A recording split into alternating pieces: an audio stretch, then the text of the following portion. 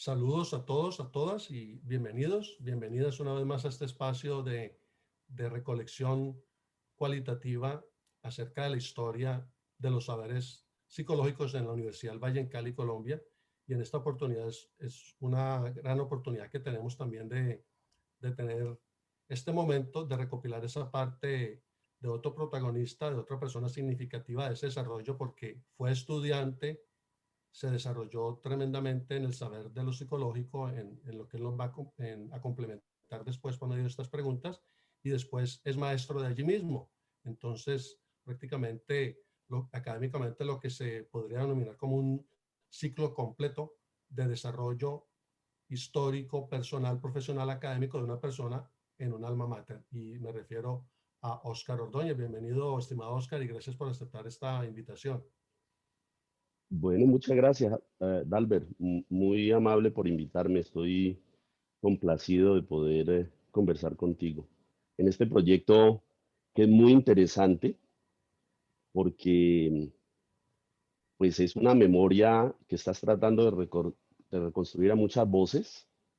Eh, y he visto, ya te había comentado por fuera de del micrófono que he visto algunas de las entrevistas y me ha alegrado saber que antes de mí hubo mucha gente que no conocí, pero que dejaron una huella en la escuela de psicología. A mí me tocó, por lo menos. Y también es un gusto ver a otros que hace mucho no veía, como por ejemplo a Ricardo Perea, que fue profesor mío cuando era estudiante de pregrado, fue profesor de psicopatología, y cuyas pues, clases disfrutaba mucho porque aprendía un montón y además tenía un sentido del humor cruel Tremendo. que era de mis cosas preferidas. Claro que sí, ahora que hablas de Ricardo Perea, tan significativa persona en esa enseñanza en esa época, iniciando los 90, inclusive un poco finalizando los 80 cuando él llega a enseñar precisamente esta materia de psicopatología. Hay una Ujú. anécdota muy interesante que a unos estudiantes del Código 90 que se la pasaban jugando cartas y dominó y En la cosas cafetería, así sí, en la sí, cafetería de claro. economía. No asistían a su clase porque las clases no eran obligatoriamente presenciales, pero tenías que dar cuenta de los Sí, materiales y les cierto. falló dar cuenta de eso. Y en ese compromiso tan tremendo de él con la academia, al darse cuenta que iban a perder la nota, les pone un trabajo tremendo de, de investigar algo que no era tan fácil en esa época, no había internet. Y me acuerdo que estos estudiantes llegaron a quejarse con varios de nosotros ahí en esa cafetería, a desahogarse diciendo, este señor nos puso a investigar algo del buque delirante, eso no aparece por ningún carajo, en ningún lugar lo hemos encontrado. Y eso nunca se me olvida. Bueno, y en ese orden de ideas, de esa fascinación de tantas anécdotas que hay y desarrollos históricos y demás, ¿para ti qué significa Univalle? Aunque es una pregunta muy obvia para alguien para ti, pero sería interesante que nos lo explicaras con tu propia voz. Pues bueno, no creo que sea obvia, ¿no? Porque para todos, pasar por Univalle, como pasar por cualquier sitio en el que haya tenido experiencias, pues tiene sus particularidades y sus significados. Para mí, pues Univalle es, como lo han dicho otros, mi alma mater. Eh, pues yo creo que es claro que el alma mater lo que significa es como una mamá nutricia, ¿no? Una mamá que alimenta. Y cuando estaba pensando en esta pregunta, me acuerdo que, que en el instituto durante los años 90 circulaba mucho un cuento acerca del seno bueno y el seno malo. ¿Te acordás? Claro, Eh, bueno, por Melanie Klein y todo ese cuento. sí, Pues un bien, lo texto que yo clásico. diría es que en términos del significado que para mí tiene Univalle como alma mater, es que pues a lo largo de casi 32 años me ha dado muy buena leche. Y a veces también me ha dado leche agria, debo decirlo, pero la leche buena ha sido más abundante. Afortunadamente me ha tocado a mí. Mm, Univalles, pues me alimentó desde el inicio mi deseo por conocer. Me ofreció en primer lugar un campus abierto. Cuando yo ingresé, que ingresé en el año 89, en el año 90 se empezó a construir el muro perimetral. ¿Te acuerdas que había acceso directo desde la Paso Ancho y la Quinta al campus? Y para mí, que era un estudiante que venía del INEM, ingresar al campus era muy interesante, pues porque me ofrecía a mí la posibilidad de entrar, de sentirme parte, ¿sí?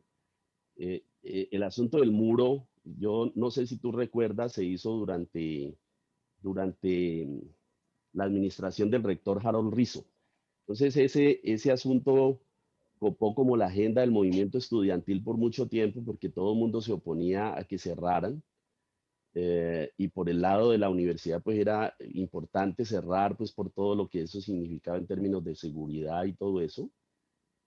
Yo como estudiante en ese tiempo viví el asunto como una cosa negativa, pues porque los muros cierran puertas y yo lo destaco aquí cuando me preguntas sobre mi significado para la universidad, pues porque como estudiante proveniente de una clase social popular y como primer integrante de mi familia que accedía a la educación superior, yo veía la posibilidad abierta de acceso físico, literal, a una posibilidad de entrar a la universidad y sentirme parte de un campus eh, eh, como quería sentirme en los espacios públicos de Cali.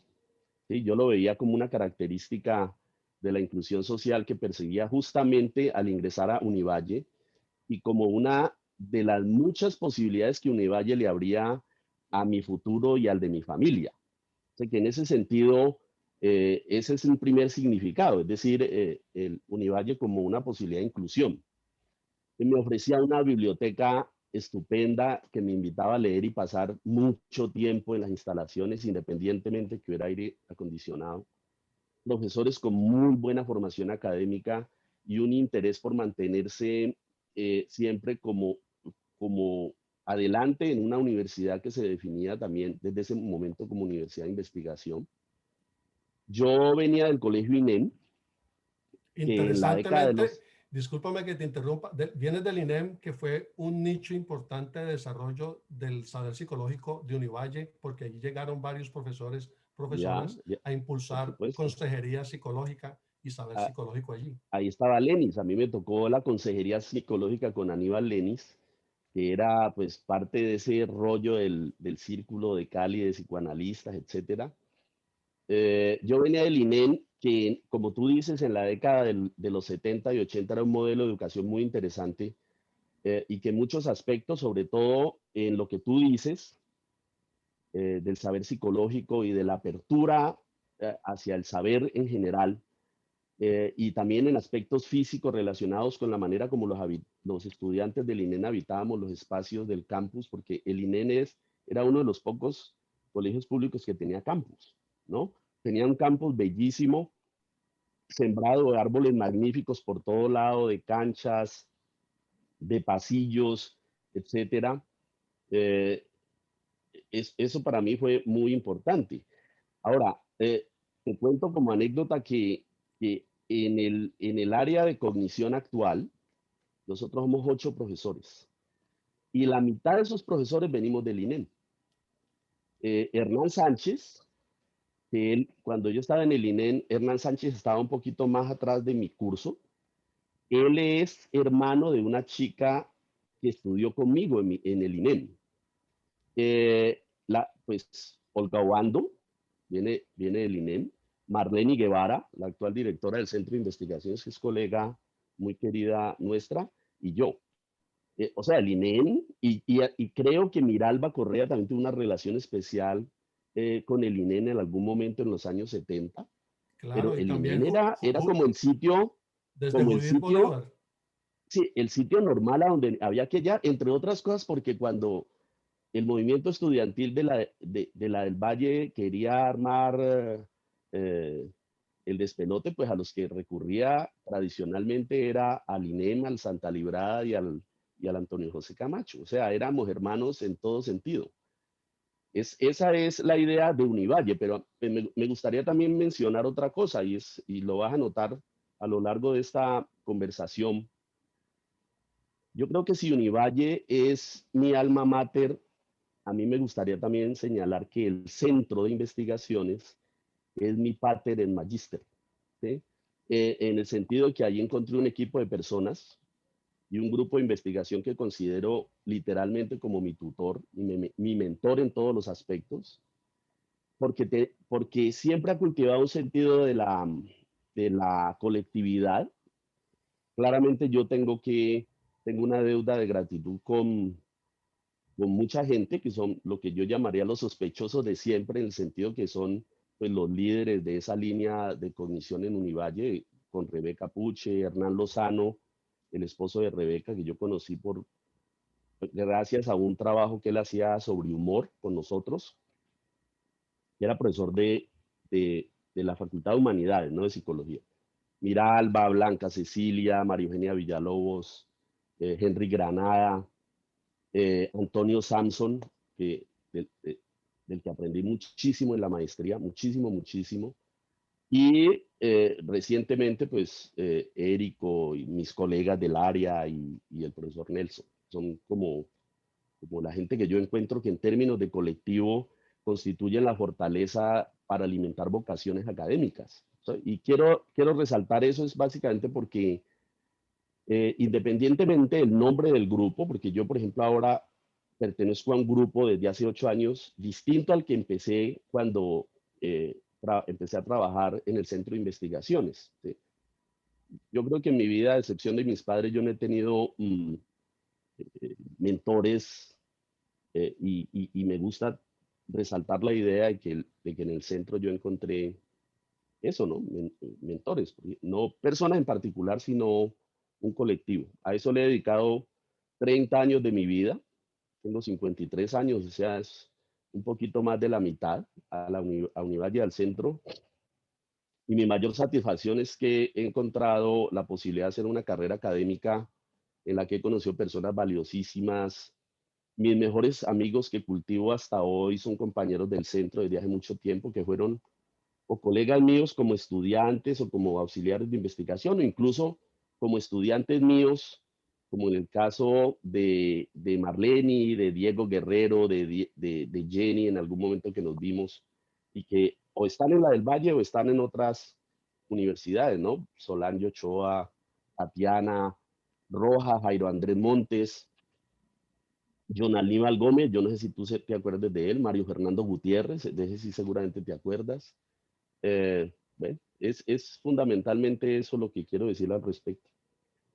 Mencionas un grupo destacado de personas que se formaron en ese final de década de los 80 y también en los 90 y que precisamente han generado construcción del conocimiento, gestión del conocimiento a partir de allí, de lo que recibieron ustedes, de todas estas personalidades trascendentales de los 60, 70 y 80, ustedes les tomó tocar la bandera y pues de ahí en adelante seguir generando nichos de investigación y desarrollo académico, tanto en Univalle como en otras universidades de Colombia.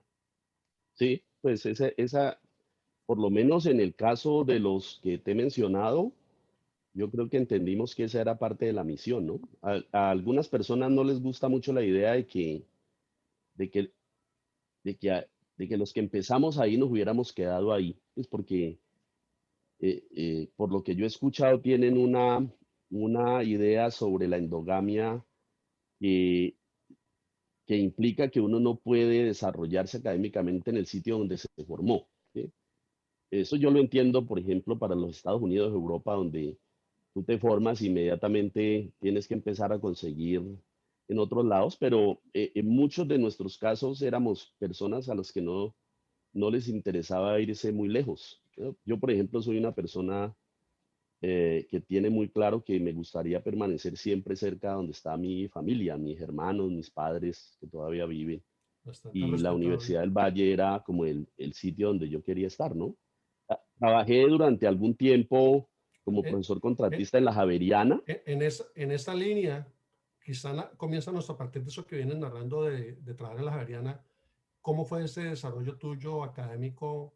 Entras en el 89, te gradúas, ¿por qué énfasis te vas, digámoslo así, luego de egresar en tu pregrado? ¿Cuál es tu posterior desarrollo como para tener en detalle Ya, ese enriquecimiento tuyo? ok. Pues Lo primero que habría que decir es que toda mi formación académica y mi desarrollo profesional lo he desarrollado en la misma área del conocimiento desde el momento en que empecé psicología, que es en el caso del desarrollo cognitivo.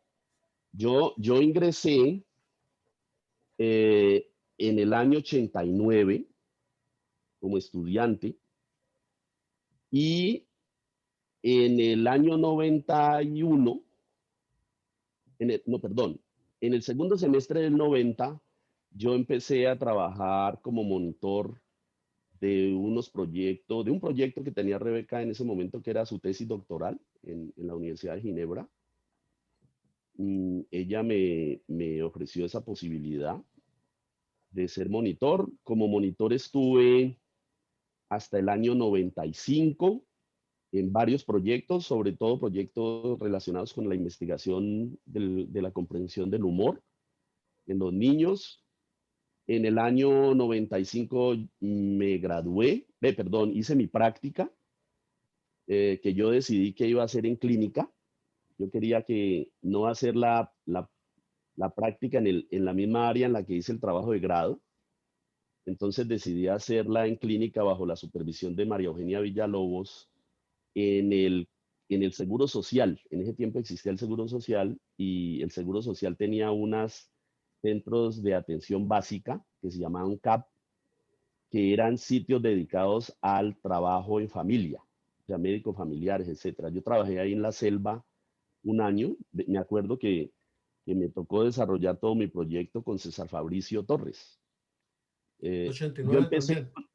sí, yo empecé a estudiar con el hermano de César Fabricio en el 89, con Fabián. Fabián se retiró, creo que se fue a estudiar ingeniería a otro lado. Eh, en el 90 conocí a César, desde ahí pues lo conozco, hemos trabajado. Tenía una formación humanista, aprendí muchísimo de él, porque pues, si tú lo conoces, él es una persona muy centrada y es una persona con la que uno puede aprender muchísimo si se da la posibilidad. Yo me gradué luego en el 96 y a partir del 96 yo empecé a trabajar como asistente de investigación y como profesor contratista de la universidad, a veces de medio tiempo, a veces de tiempo ocasional.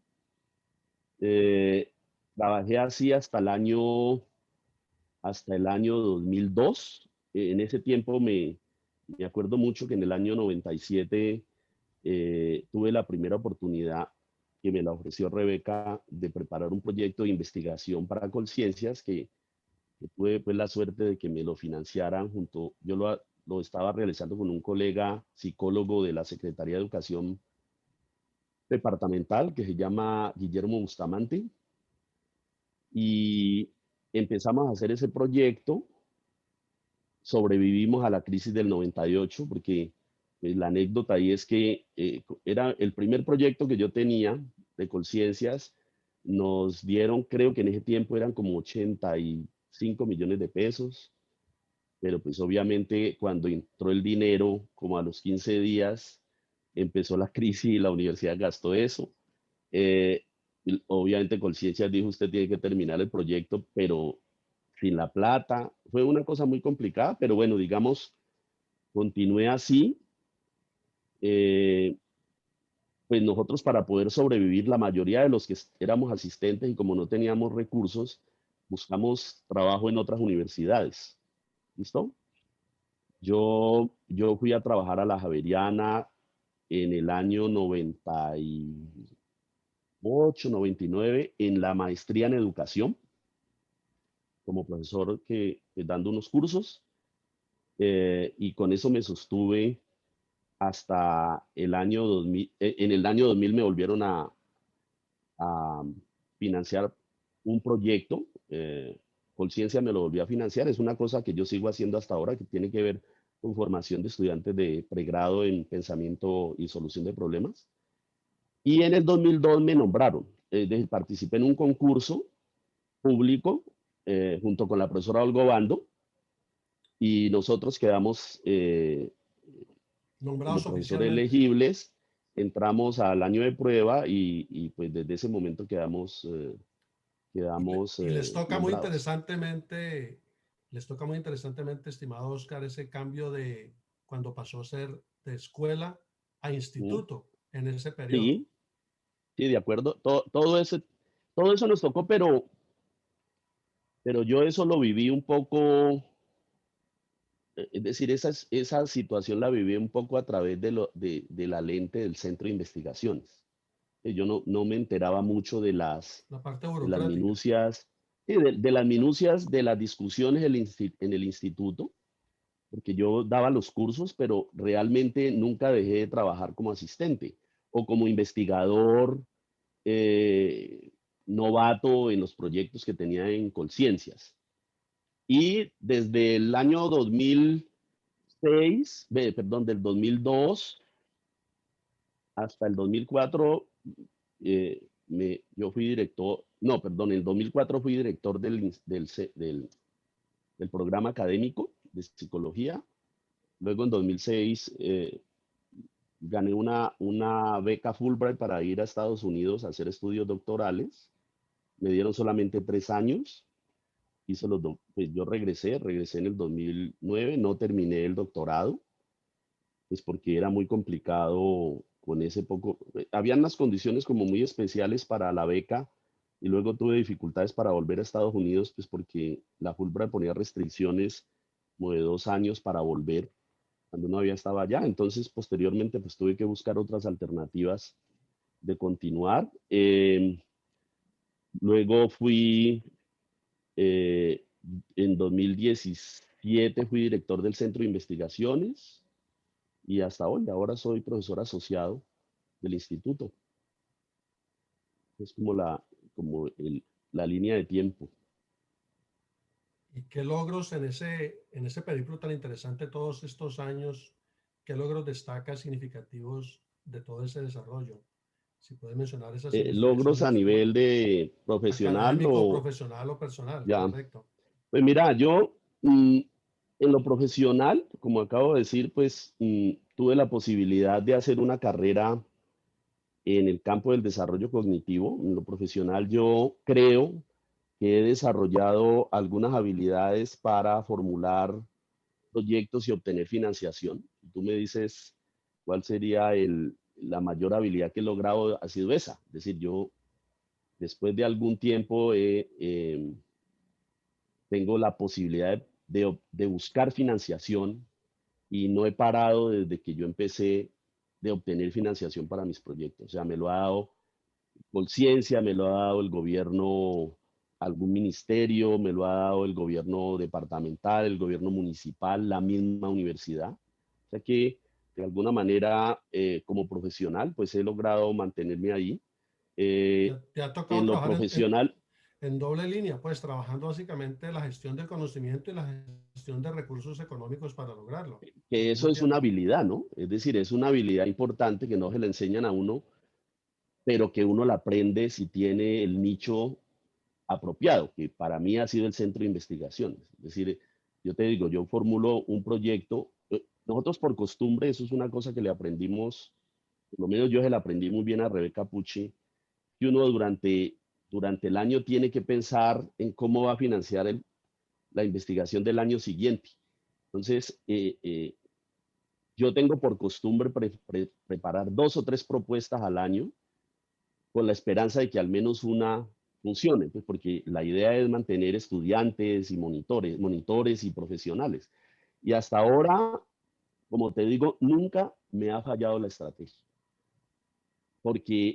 y eso no se lo enseñan a uno en los cursos de metodología en la universidad, porque obtener recursos es complicado, sobre todo cuando hay poquitos. Si vos me lo preguntás, yo digo, en términos de mis logros profesionales, ese es uno de mis logros. El otro logro es que he logrado aprender algo acerca de cómo contribuir a la formación de psicólogos. ¿Listo? Y en términos académicos, pues yo no sé, a mí me parece que la historia que me gustaría contar tiene que ver con el hecho de haber sido un monitor y durante mucho tiempo haber sido un asistente. y haber formado parte del tipo de colaborador de un centro que no siempre sale en la foto final, ¿no? Que es fundamental para aportar el desarrollo académico de la institución o del país, pero que no siempre es visible. Tú sabes, los monitores y los asistentes son fundamentalmente cargaladrillos. Esa es una concepción que siempre se le ha dado a ese trabajo. Es un trabajo muy importante, pero muchas veces lo consideran como trabajo no calificado. A pesar de que los monitores y los asistentes son fundamentales, ¿no? Porque son los que tienen que encargarse del día a día en muchos aspectos. No aparecen, como te digo, en la foto, ni mucho menos los invitan a cortar la cinta de la inauguración, pero es importante. Entre otras cosas, por eso es que me gusta la idea de que estés construyendo un proyecto para escuchar esas voces, porque yo lo diría en relación con el centro y haciendo como abogado del diablo, me gustaría expresar la perspectiva de los que no van a salir en la foto, que probablemente no van a salir en estas conferencias que tú estás, en estas entrevistas que tú estás haciendo, pero que son muchos. Por el centro de investigaciones han pasado decenas de estudiantes y de profesionales que querían encontrar un camino. Algunos, la mayoría lo han encontrado, han podido irse, han podido estudiar, han podido tener una formación de alto nivel, Y, pero también se han quedado rezagados muchos. y es que ¿Listo? fíjate en este detalle, Oscar, tan interesante que hasta el momento se ha podido recopilar. En, en ese plan de consejería psicológica inicialmente y de ahí en adelante a pasar a ser plan de psicología, escuela de psicología, instituto y los demás pasos burocráticos formalizantes en cuanto al desarrollo universitario en Univalle. Pero fíjate que han entrado allí personas de una gran significación en el entorno vallecaucano y de Colombia. Han estado personalidades desde Stanislao Zuleta, que venía de Antioquia, en Floral Bacano, una brillantez de persona que venía de Bogotá, trabajando intensamente con el ICFEX. Ha estado, por ejemplo, Rebeca Puche, Hernán de los Ríos, Sonia Meluc, Judith Bolívar, que venía de la Nacional. Es decir, han pasado una cantidad de personas que son trascendentales, significativas, pero en el medio de esas transiciones y de esos tiempos han pasado, como tú lo mencionas, estudiantes también con una brillantez impresionante que han Sí, ha exacto. reacomodado procesos importantes, aunque sea Ajá. desde las bases mismas, aunque sea recolectando información, aunque sea buscando documentos en oficinas polvorientas y demás, pero que todo ese desarrollo colectivo tan impresionante se debe a varias personas, es decir que es un desarrollo grupal que vale la Claro, no es el pena. de las cabezas. Ese es el punto que yo te digo que es importante entender en el caso, por ejemplo, de lo que yo te estoy mencionando, del papel que ha tenido el centro y los grupos de investigación que son los generalmente hacen eso. Es decir, es el colectivo, no es, no es la celebridad. Que obviamente la celebridad pues pone los contactos, pone el conocimiento, sabe dar líneas, sabe para dónde va, pero es un poco como, yo no sé si tú conoces el, el- el- la crónica que el periodista norteamericano Gay Talese hace de cómo se construyó el puente que une Brooklyn con Staten Island en Nueva York, el Verrazano Narrows, creo que se llama. Él, él lo plantea de esa manera, dice, mire, este puente lo hicieron obreros a los que yo observé durante meses en el día a día, pero esos no fueron invitados ni siquiera al día de la inauguración y fácilmente se olvidan, porque el lugar de la foto se le da a los administradores académicos, a los políticos, a sí, las celebridades. Y Y yo es quiero que rescatar como monitor que fui y en como términos, estudiante, correcto, en términos de Conrad Lawrence dicho, el panal de las abejas o el nido de las hormigas no lo hace la reina ni los soldados solamente. Es un sí, gran colectivo de criaturas vivientes que hacen ese conjunto posible y que sea notorio y que produzca esa miel que consumimos tan dedicadamente. Exactamente. Yo creo que en la investigación funciona así. La cognición científica es cognición grupal, fundamentalmente. Y hay que tener en cuenta todos los puntos y todos los amarres. En lo personal, ya te lo dije, son 32 años y he tenido una carrera académica satisfactoria que me ha llenado de muchas cosas buenas a mí y a mi familia. La gente dice usualmente que los amigos que quedan para siempre son los del colegio. En mi caso, son los de la universidad. Y con ellos tengo la fortuna de seguir trabajando eh, presencialmente o a distancia. ¿Y qué anécdotas recuerdas en esas interacciones con esos amigos, amigas tuyos, de todas estas épocas tan interesantes, desde finales de noventas, No, en pues anécdotas hay principios de todas los las que 2000, quieras. y cuáles de ellas son Las tan anécdotas significativas que darían nos para quieras escribir un compartir? libro. Yo quisiera mencionar como dos. Una tiene que ver con el centro, la verdad. Eh, el centro se llama Centro de Investigaciones en Psicología, Cognición y Cultura.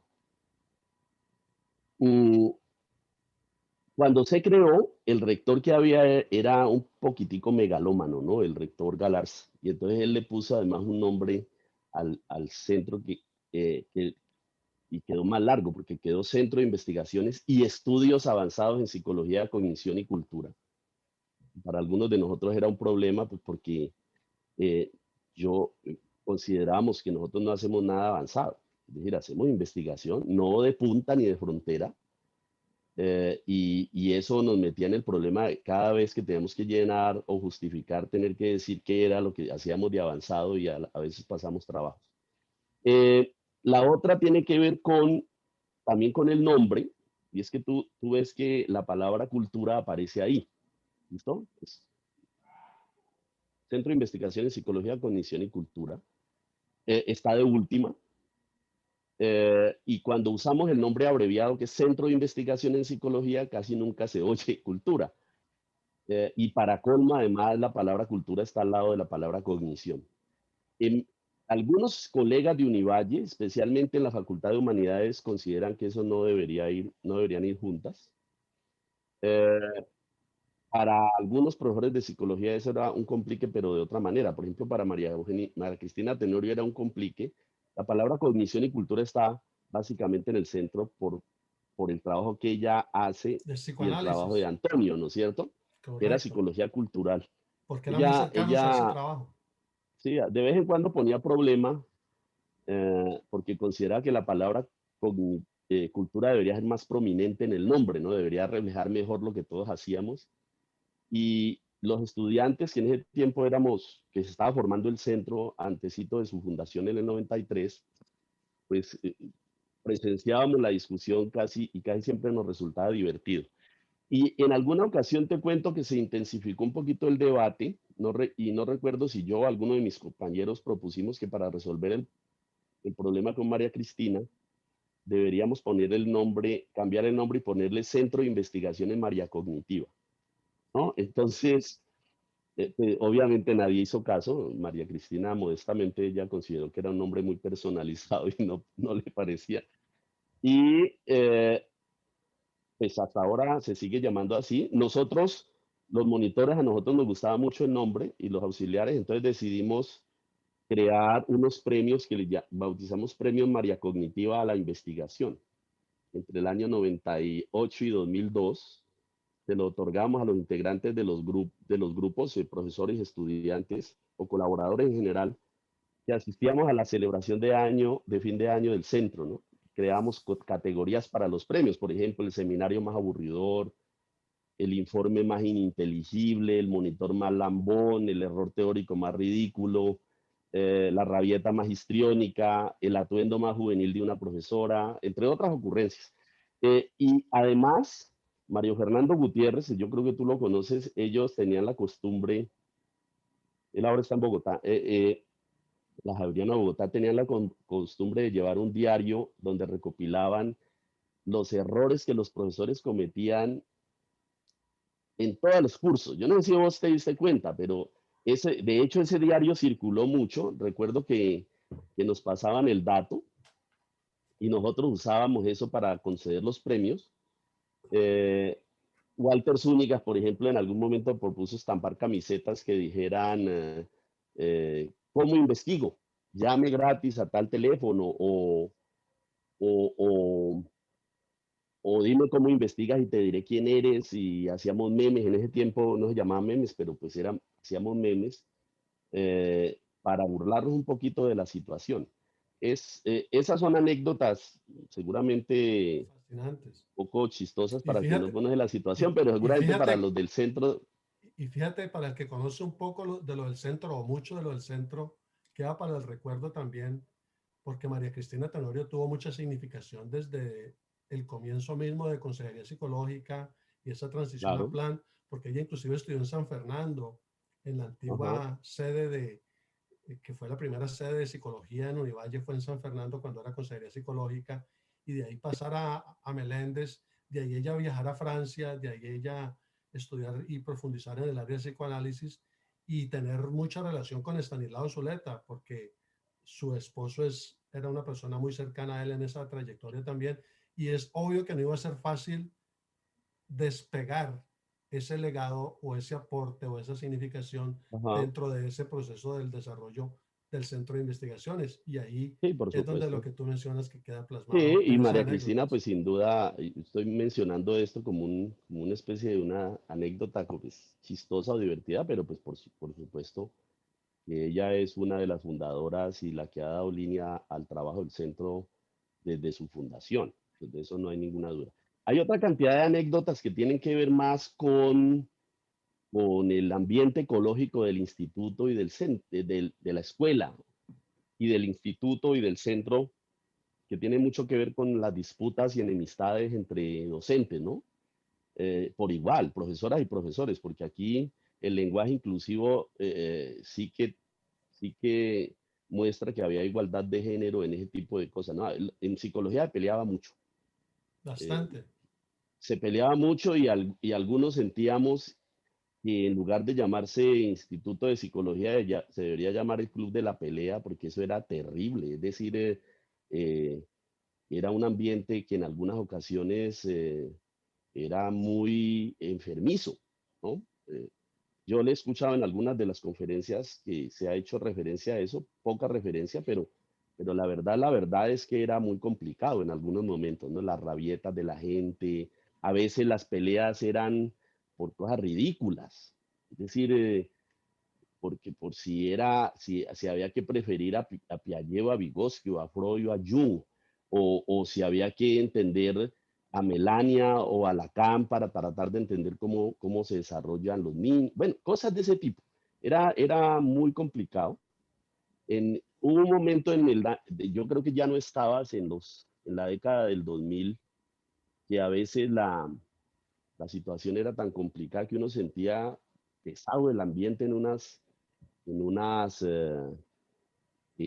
los sitios de reunión, ¿no? Por ejemplo, el consejo instituto era terrible y circulaba un chiste que yo creo que fue verdad, es que en algunos momentos era tan pesado que se tomó la costumbre de, de poner un vasito forrado con vinipel, un vasito, y con un avisito que decía, por favor, antes de ingresar a esta oficina, muerda y deposite su veneno aquí, porque era muy complicado. Es decir, cuando te digo que era complicado, era que esas peleas duraban. Yo creo que muchas amistades y colaboraciones futuras se fueron al traste por eso. Es decir, muy difícil. Por cosas que es- mira lo que dice Perea en la entrevista que tú le haces. Dice que una de las cosas que a él le parecían chéveres es que no había una sola escuela de psicología, sino muchas escuelas, porque los profesores tenían visiones distintas, proyectos académicos distintos, y, y creo que eso debería constituir una riqueza, la diversidad, la pluralidad de puntos de vista, pero las peleas a veces mostraban que la gente no lo entendía así, que era como una cuestión Se de tomaba de una manera supervivencia, muy deshacerse personal. de los demás, Se claro. tomaba de una Era manera muy como si fuera una personalísima. cuestión de sobrevivir si se deshacían de los otros, era terrible. Y pues era fácil Entonces, en parte entender que no era fácil lidiar entre los enfoques clínicos, por ejemplo, si era conductismo, psicoanálisis o humanismo, y aún en lo organizacional, si era social, si era comunitario, si era del trabajador, del trabajo, si era de la organización como conjunto. Todos esos conflictos muy desde lo epistemológico mismo no fue fácil de claro, llevar a través de los años. pero esos conflictos que llevaban a esas guerras eran probablemente razonables en el tiempo de la cruzada, donde yo aniquilaba a los que no pensaban como yo. Pero en una universidad pública donde se supone que los saberes eh, tienen que ser distintos y circular de manera múltiple, porque el objeto de estudio es complejo y múltiple, eso me parecía a mí difícil, ¿no?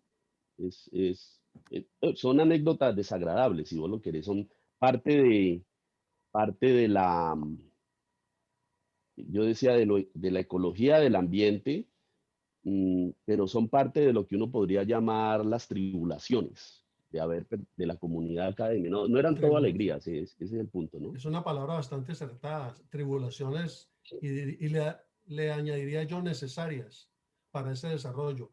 ¿Qué otros Sí, cambios exactamente. recuerdas, qué otras transformaciones recuerdas de esa época tan interesante que te ha tocado vivir todos estos años, ya décadas? ¿Qué otras Pues, transformaciones o cambios has vivido allí en todo este tiempo? pues, pues además de las que de las que te he mencionado, las que ya han mencionado otros, destaco, por ejemplo, a mí me tocó presenciar el momento en que estaba gestándose la Vicerrectoría de Investigaciones por primera vez. No recuerdo si eso fue en el 89, 90, con Harold Rizzo, de hecho. La creación de la Vicerrectoría de Investigaciones dinamizó muchísimo la producción de conocimiento en la universidad. Y yo creo que fue fundamental en la génesis y el mantenimiento del centro de investigaciones. A Rebeca le escuché en la entrevista que ella decía, que ella dice que las directivas apoyaban sus proyectos y en la vicerrectoría yo me acuerdo que apoyaban las iniciativas que tuvieran que ver con el desarrollo investigativo del instituto y del centro. Obviamente la creación del centro en el 93, la creación de la maestría alrededor del 94, el paso de escuela a instituto, la creación del doctorado.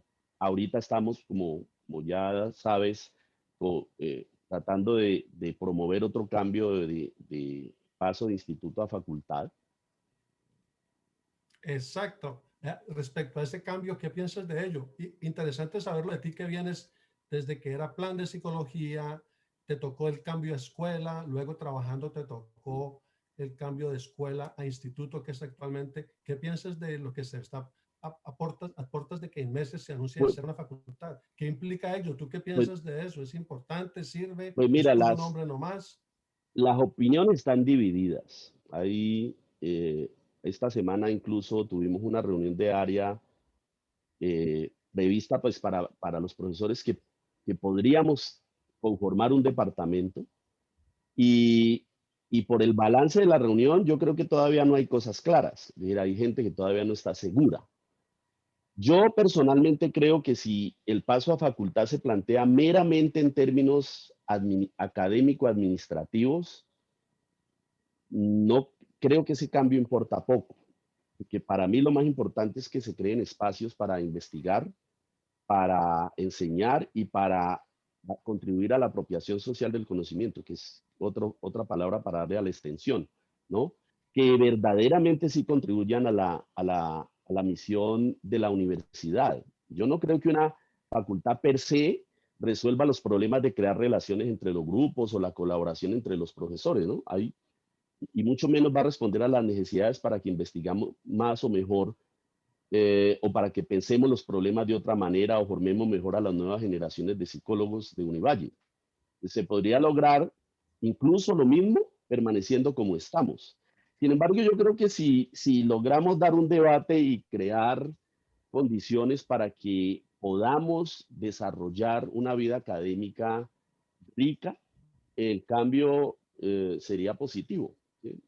Pero yo desafortunadamente creo que muchas veces los administradores no siempre piensan en la vida académica como en lo más vital. Yo escuché, Porque, estimado Oscar, antes de que continúes esa narración tan interesante, yo escuché, por ejemplo, de parte de Gabriel Arteaga, que ha ajá, sido pues también fue sí, formado claro, a nivel educativo allí en Univalle, también aunque él vino de una transferencia de la Universidad Nacional de Colombia, pero él ajá, ha sido un profesor significativo del área de la neuropsicología y demás. Por ejemplo, él narra que en una de las reuniones de articulación de esa futura facultad de psicología había inconveniente inclusive de establecer el nombre de la facultad, cómo se iba a llamar. sí, Él narra allí en su entrevista que él propuso Facultad de Ciencias de Comportamiento y alguien le cayó casi que encima, claro.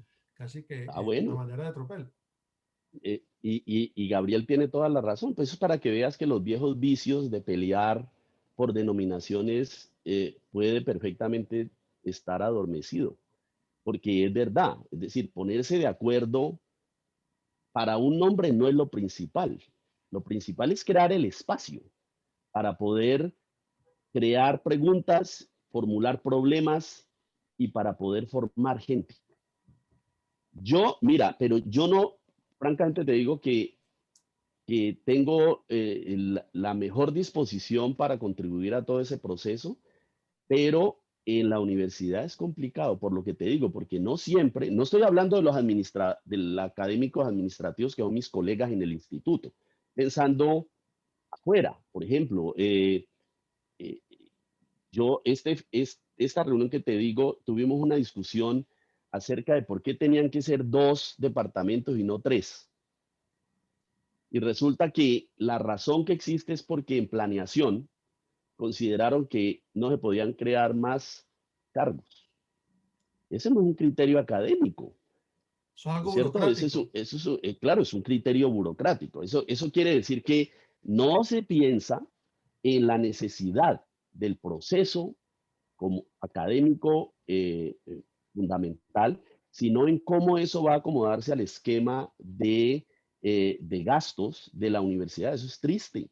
Yo te lo digo, para el caso desde hace un tiempo está el proyecto de crear un sistema de posgrados, que es muy importante, pero en los borradores de la resolución, el papel de los investigadores y de los grupos es mínimo. Y yo me pregunto, ¿cómo van a crear un sistema de posgrados que sea realmente un sistema que dinamice la formación posgradual en la universidad si no se está considerando la experiencia de quienes son los que movilizan eso? Es que los posgrados no los moviliza la vicerrectora académica, ni lo moviliza el equipo administrativo de la administración central, lo movilizan los grupos, los Es la profesores, investigación misma. Es la la investigación misma. Es investigación el misma, conocimiento, claro, exactamente. claro. Entonces, imagínate si solamente están pensando las cosas en términos de crear una oficina adscrita a la vicerrectoría académica. Yo no le veo como mucho futuro a eso, la verdad. Pero pues como te digo, eh, pues hay que comprometerse para tratar de que el muñequito salga de la mejor manera, ¿no? Pero me parece que hay que discutir más Es sobre más de esas fondo el cuestiones que asunto. son exactamente Es la más de la, vida académica la que es me más de interesa. la discusión es más desde la epistemología misma, desde la metodología, que desde la parte Es administrativa. Considerando exactamente. esa experiencia tuya, Oscar, tan importante, ese desarrollo tan importante, ¿qué otras áreas sugerirías tú a partir de ahora en la formación de los psicólogos, de las psicólogas? Tú que has sido formado en Pues psicología en mira, la del Valle, ¿tú qué piensas respecto a eso? ¿Qué pues incluirías allí? si me permites hacer un comentario a la respuesta que dio, a una respuesta que dio Nelson a una entrevista a la entrevista que tú le hiciste, es que una cosa complicada es que uno no puede pensar en nada esencial, ¿no es cierto? La psicología se debe definir por la complejidad del objeto de estudio. Y si el objeto de estudio es complejo, la enseñanza no puede ser menos que eso, ¿no es cierto? Nosotros yo creo que los estudiantes tienen que aprender una cantidad de cosas para poder resolver problemas pertinentes para la gente que necesita esas soluciones y que vive en entornos y situaciones muy complicadas. Yo lo incluiría, por ejemplo, Jenny habla del autoaprendizaje, habla de cómo formar a los estudiantes para que ellos gestionen un conocimiento sin depender enteramente del profesor o depender del currículo. Yo le agregaría, por ejemplo, cosas relacionadas con estadística, conocimiento que les permita a los estudiantes mantener el rigor y controlar o mantener a raya sus creencias y sus sesgos para que puedan generar conocimiento válido y pertinente para otros. Yo, yo creo que la formación metodológica, por ejemplo, es muy importante. Ahora que se dice que la psicología está en crisis o tiene muchas crisis, creo que habría que incluir, aunque creo que cualquier respuesta que uno pueda dar a esta pregunta, pues seguramente va a depender de lo que uno considere prioridad en su propia área de trabajo, ¿no? Correcto.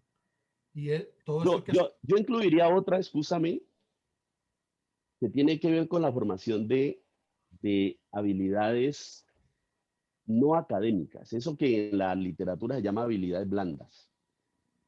Te cuento porque toda la artillería de la formación en el programa académico, por lo menos estoy hablando del que conozco, está concentrada en formación en habilidades duras, ¿sí? En habilidades académicas sofisticadísimas que hacen parte del dominio de la psicología.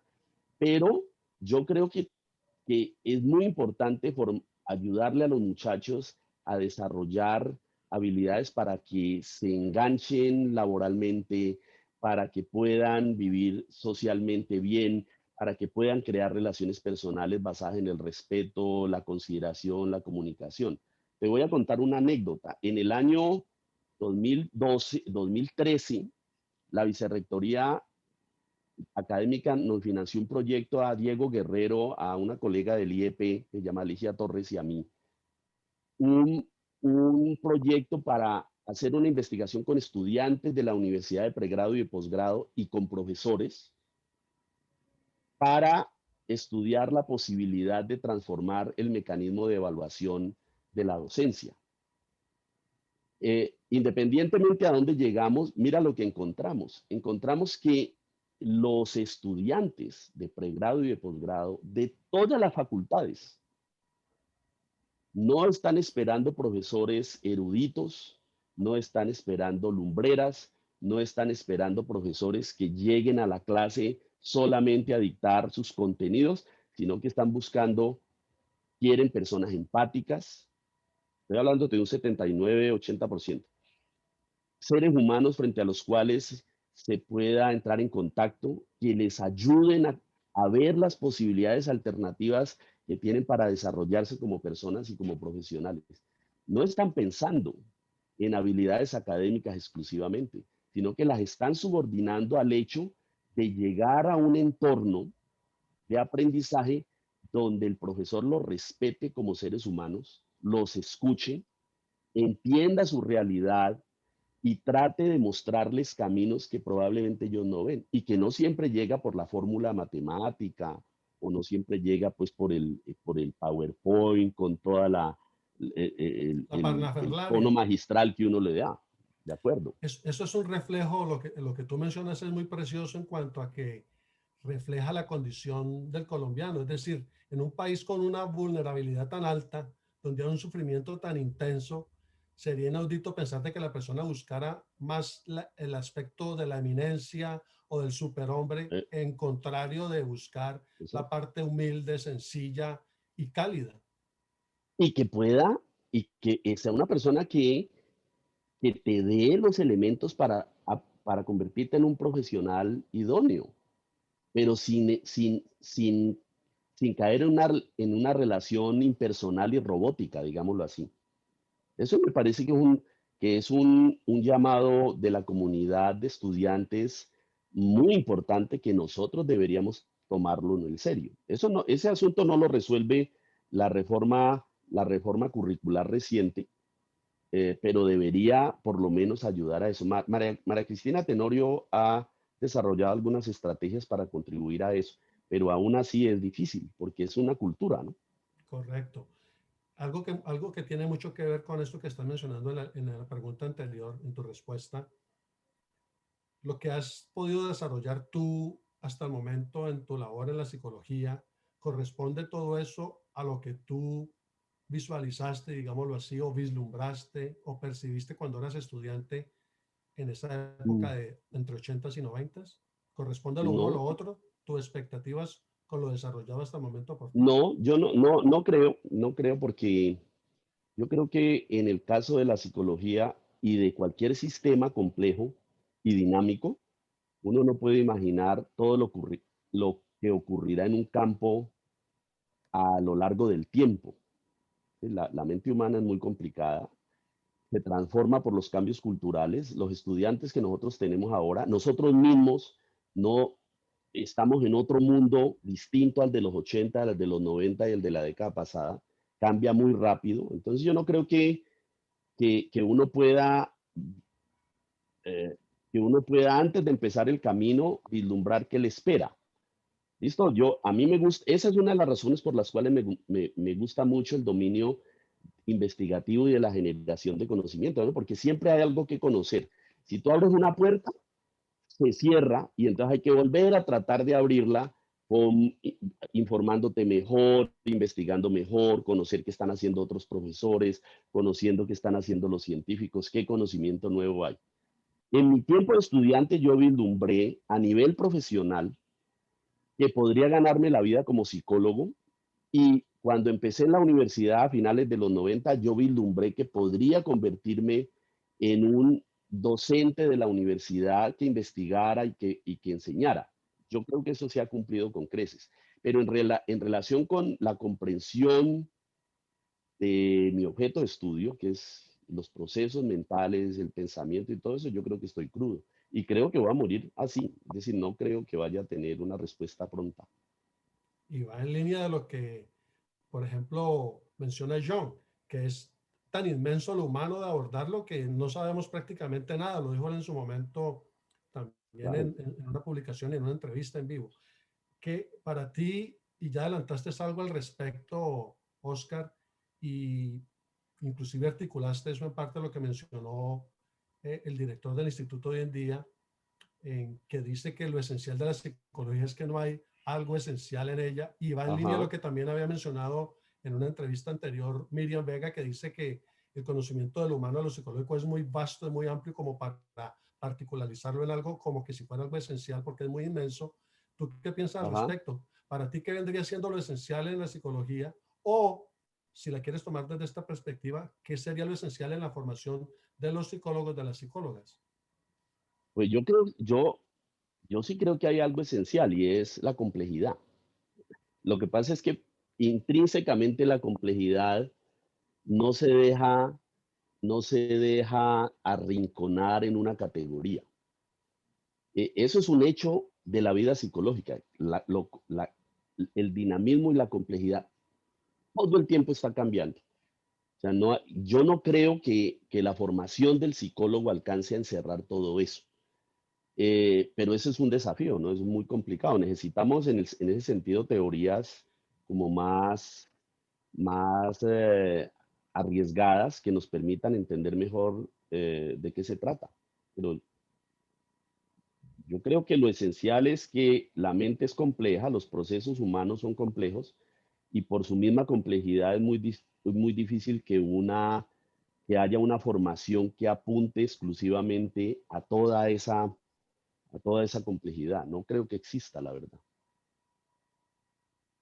¿Qué piensas, si quieres añadir algo, porque ya has mencionado otros aspectos, pero si quieres resumirlo, si quieres plantear otra idea, ¿qué piensas respecto a esa formación específicamente de los psicólogos, de las De los psicólogas psicólogos, hoy no, en día? yo lo que diría es que, mira, justamente la normativa, ahora tenemos más normas, ahora eh, aparentemente sabemos para dónde van. El ministerio puede regular muy bien eso junto con el Ministerio de Salud, qué es lo que tenemos que hacer, pero yo creo que en la vida real lo que eso ha hecho es empobrecer la mirada que tenemos de la formación de los psicólogos. Ahora eh, nosotros nos la pasamos respondiendo a indicadores y nos pasamos respondiendo a problemas que han definido los economistas y los planeadores de política, que a veces planean y visualizan cosas que no tienen nada que ver con la especificidad de la formación en las disciplinas, ¿sí? Por ejemplo, en educación, cada vez nos empujan más a formar psicólogos efectistas, psicólogos que puedan responder a soluciones muy puntuales en menos tiempo y que necesiten, digamos, no 5 años, sino 4 años para que puedan engrosar en los indicadores de cobertura y de graduación del país. En ese sentido, lo que nosotros llamamos Ministerio de Educación Nacional debería llamarse, creo, Ministerio de Educación Multinacional en algunas cosas, porque nosotros todo el tiempo estamos respondiendo a imposiciones de organismos multilaterales que nos dicen qué es lo que tenemos que hacer para responder a veces a realidades que no son nuestras. Mira, el mismo Perea lo decía de una manera dramática en tu entrevista. Él decía que él se encontraba, que era descorazonador encontrar estudiantes de medicina que lo único que querían era graduarse para ir a vivir a otro país. Es terrible, pues porque eso quiere decir que no estamos formando profesionales que desarrollen una mentalidad sobre la importancia de que ellos se involucren en la solución de problemas que nos conciernen. Así estamos en la olla, no, nunca vamos a evolucionar más allá de responder con apaga incendios a las situaciones que se nos presenten. Y para ti, No creo, Oscar, pues. que eres un psicólogo más interesado, más enfocado en la parte del conocimiento, de la cognición, del desarrollo humano, ¿qué otras áreas, aparte de lo psicológico, qué otras áreas o saberes humanos te han aportado a ti en este desarrollo académico tuyo, profesional académico Ajá. también? Pues yo creo que la filosofía,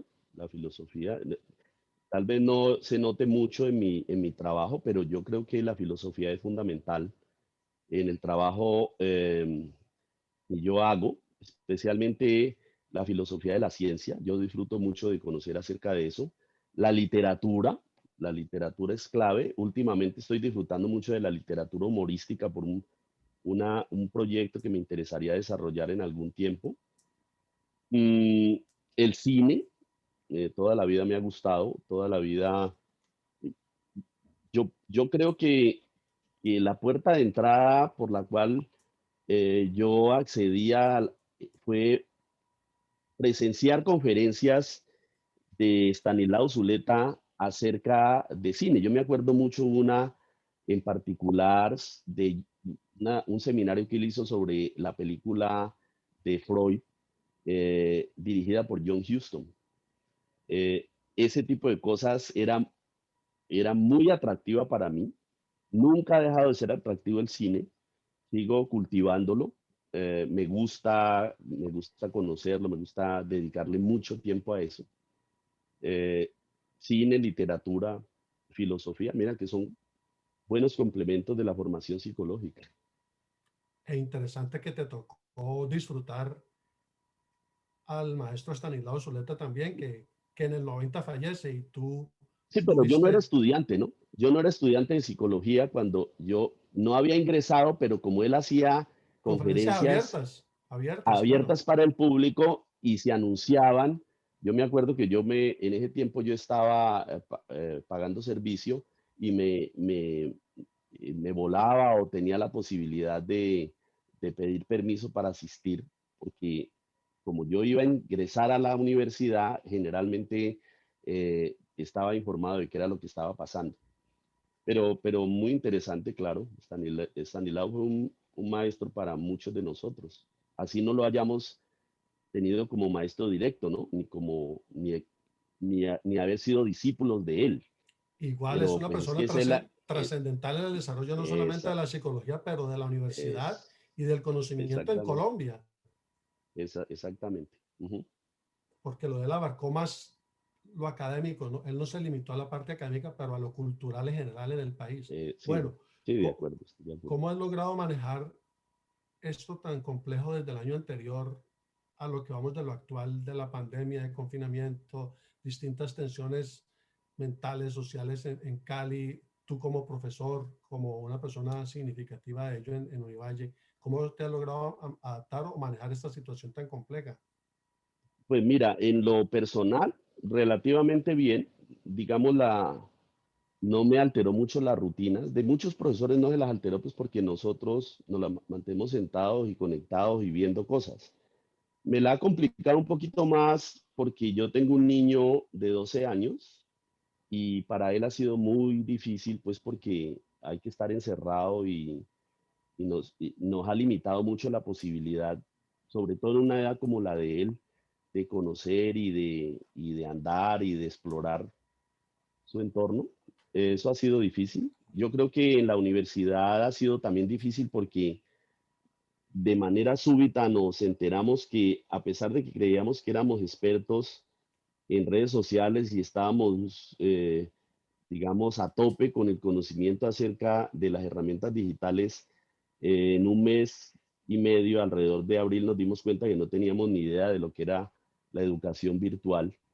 Nos tocó aprender por ensayo y error, que en el caso de la psicología cognitiva, pues es una estrategia terrible, porque uno puede morir en el intento mientras hace ensayo y error. O sea que hemos tenido que improvisar mucho. A pesar de todo, hemos hecho como colectivo el mejor esfuerzo. La universidad, me gustaría destacar que el Instituto de Psicología ha reaccionado bien en muchas cosas, porque ha creado, digamos, estrategias para ayudar a los muchachos a encontrar como un punto de apoyo de psicosocial en situaciones tan complicadas. La universidad también ha hecho, digamos, sus aportes, pero en general, yo creo que bien. Yo diría otra cosa, es que mi visión del asunto es un poco estoica. ¿Listo? Tú sabes que escuchando de hecho a Leonor A Lega Leonor Lega. me, me, me, me gustó mucho la idea de que ella dijera cosas con las que yo me identifico plenamente. Es decir, el, el, el estoicismo clásico de Epicteto dice que uno no debería sufrir por cosas que no puede controlar. Y la pandemia no se puede controlar. Es decir, yo no puedo hacer nada. Yo lo único que puedo controlar es el entorno en el que yo puedo tomar decisiones y puedo asegurar cierto tipo de cosas. O sea que esa es como mi visión de la vida, la verdad. Yo no me dejo apesadumbrar de cosas que yo sé que no puedo modificar. Y lo que hago es tratar de acomodarme. Es decir, en términos cognitivos, ella lo plantea en términos conductual cognitivos, es tratar de modificar las representaciones que yo tengo de la situación para que no me afecte tanto y no afecte a mi familia mucho. Interesante poder saber también cuál sería hasta el momento tu mayor aporte, llámese a la disciplina, a la psicología, o a tu entorno, o a Univalle, porque eres de Univalle. Pues ¿Cuál es tu claro que es mayor lo que aporte yo hasta el momento? pienso, ¿no? Ahí faltaría ver que los otros piensen que es lo mismo, pero yo creo Correcto, que desde tu perspectiva, eh, desde tu óptica. sí, yo creo que si yo tuviera que destacar un aporte importante, creo que tiene que ver con la idea de cómo la psicología del desarrollo puede ayudar a hacer más visibles eh, las capacidades de la gente, especialmente de los niños pequeños y de los jóvenes, que, que me ha dado herramientas para, por ejemplo, al trabajar con maestros, mostrarles lo importante que ellos son para poder contribuir a que la vida de las generaciones de los que vienen atrás sean mejores. Yo trabajo desde el año 97 en proyectos de formación de maestros, especialmente en el campo de la primera infancia. Y si tú me preguntas eh, si ha habido algún aporte, yo diría que efectivamente lo ha visto por el tipo de cosas que después de mucho tiempo que he estado trabajando con ellas pueden empezar a hacer para hacerle la vida mejor y más significativa a los niños que están a su cargo. Eh, Eso podría ser un aporte muy pequeño, ¿no? Pero yo tengo una visión del del conocimiento psicológico muy comprometida con lo local. Ese tipo de cosas no te la publican a ti en revistas internacionales, ¿no es cierto? Pues porque en revistas internacionales te van a pedir grandes muestras comparativas con las, sobre todo con las poblaciones europeas y norteamericanas. Pero no, Bueno, aquí o a en mí me Australia, interesa si acaso. porque eso tiene efectos en la vida de la gente, en las prácticas de las profesoras, por ejemplo. Claro, claro, si la psicología no es local se pierde, se pasaría a Sí, ser una exacto, filosofía más. exactamente. Ujú, Bueno, y para concluir por hoy, porque esperamos poder seguir estando en contacto para desarrollar no solamente ujú. esta, pero quizás otras propuestas, otras líneas de investigación o de interacción social en lo psicológico. Para ti, ¿qué es hasta el momento lo que ha generado mayor pasión en tu vida? ¿Qué es lo que más te ha apasionado hasta el momento en tu desarrollo, hasta este punto tan crucial en tu vida? Pasión, pasión, pasión, si hay una, yo diría que es la experiencia, pues esta es la nota tierna de toda esta entrevista, realmente. Es la pasión que me despierta a mí ser papá. Tú no te imaginas para mí lo que significó convertirme en papá a finales en el 2008, que hasta ese momento yo tenía en mi cabeza la idea del desarrollo de los niños hipotética, ¿no? Yo tenía en mi cabeza lo que es un niño hipotético, el niño de la teoría, ¿no? El niño perfecto, ta, ta, ta. Epistémico. El Exactamente. niño epistémico. Eh, y en particular eso para mí sí significó un remesón sin precedentes en mi vida, me transformó completamente. Además que me gustó mucho convertirme en papá, me sirvió mucho para entender y resignificar todas esas cosas que yo había aprendido sobre la psicología del desarrollo, pues porque yo creo que no hay un mejor laboratorio para entender los procesos de cambio que la vida cotidiana con un niño. Es decir, Y curioso mi en tu hijo, caso, y perdona, y curioso en tu caso que tu hijo nace, como me comentaste unos días ajá, anteriores, en ese proceso de búsqueda del conocimiento durante tu doctorado eh, en otro país. él nació en Interesante Estados dato. Unidos, eh, y la dicha que me generó y que todavía me genera, te digo que me obnubila completamente. Es decir, yo soy como, yo en relación con mi hijo, yo creo que yo soy como Forrest Gump. ¿Te acuerdas que Forrest cuando está eh, a- pescando camarones como en un estero, lo llaman y le dicen, oye, tu mamá está enferma? Y él obviamente se tiró, él no esperó a llegar a la orilla, sino que se tiró porque necesitaba, ese es el tipo por eso la palabra que tú usas me parece que es la apropiada, es la pasión de mi vida, es, es ser papá y buscar la manera de que mi hijo tenga una vida buena, una vida llena de sentido. Todo lo demás viene por añadidura, pero viene vinculado, yo creo, a esa experiencia, porque es una experiencia vital. ¿Sí? No es lo que te va a decir un intelectual, es lo que te va a decir una persona, De carne y hueso, un ser humano sí, que en su tiene y complejidad. que quiere, claro, y que quiere darle sentido al fenómeno del desarrollo, mm, que todos los días tiene que experimentar, ¿no? Nosotros todo el tiempo estamos cambiando. Pero eso Bueno, daría también para otro libro, la verdad. para otros. Muchísimas gracias, No, a estimado Oscar, ti, por este ha sido- valioso tiempo y por compartir ese precioso desarrollo y esa historia tuya en cuanto refiere no solamente a psicología, pero Univalle y la vida en general. sí, a ti te agradezco mucho. Usualmente no tenemos posibilidad de hablar de esto, pero como te decía al principio, celebro mucho que haya alguien que le dedique el tiempo y el esfuerzo a recoger esas voces y eventualmente a mostrarla como una polifonía en relación con una experiencia que para todos ha significado mucho en la vida, ¿no? Que es pasar por psicología en Univalle. Gracias nuevamente, Oscar. Con mucho gusto. Te agradezco a ti.